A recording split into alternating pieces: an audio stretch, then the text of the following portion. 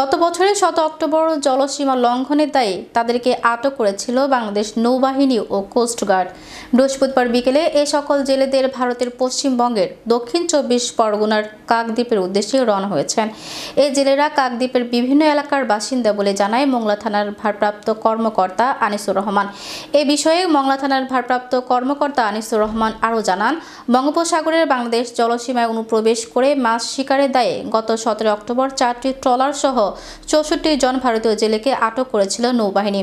মংলা বন্দরের অদূরে ফেয়ারওয়ে বা সংলগ্ন সমুদ্র এলাকা থেকে ওই ভারতীয় জেলেদের আটকের পর পুলিশে দেওয়া হয়। এরপর এই ঘটনায় থানায় মামলা দায়েরের পর তাদেরকে জেল হাজতে পাঠানো হয়েছিল। টানা 1 মাস 16 দিন কারাভোগ শেষে বৃহস্পতিবার দুপুরে জেল থেকে ছাড়া পান ভারতীয় এই জেলেরা। পরে বাগেরহাট থেকে পুলিশ তাদেরকে মংলায় নিয়ে আসেন। মংলায় ফেরিঘাটে থাকা ভারতীয় জেলেদের ট্রলার সহ অন্যান্য মালামাল বুঝে দেওয়া হয় তাদেরকে। আর কার্যক্রমের সঙ্গে রয়েছে কোস্টগার্ড। জেলেদের নিতে আসা স্বজন অভিজিৎ বিশ্বাস ও সুকুমার গাইন জানান, দিক ভুল করে ভারতীয় জেলেরা এদেশের জলসীমা চলে আসলে তাদেরকে আটক করে জেলে দেওয়া হয়েছিল।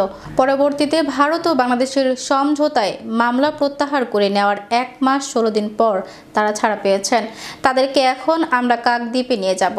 আর এদেশের বর্তমান সরকারকে আমরা ধন্যবাদ জানাই সমঝোতায় মাধ্যমে আমাদের জেলেদেরকে ছেড়ে দেওয়ার জন্য। এই বিষয়ে মংলা থানার এসআই হাদিউজ্জামান হাদি জানান, ভারতীয় জেলেদের আটকের ঘটনায় পৃথক 3টি মামলা হয়েছিল। বৃহস্পতিবার তারা জেল থেকে ছাড়া পাওয়ার পর তাদেরকে আমরা তাদের মালামাল বুঝিয়ে দিয়েছি। এই কার্যক্রমের সঙ্গে বাংলাদেশ কোস্ট গার্ডও ছিল। এখন তারা নিজ দেশের উদ্দেশ্যে রওনা হয়েছেন।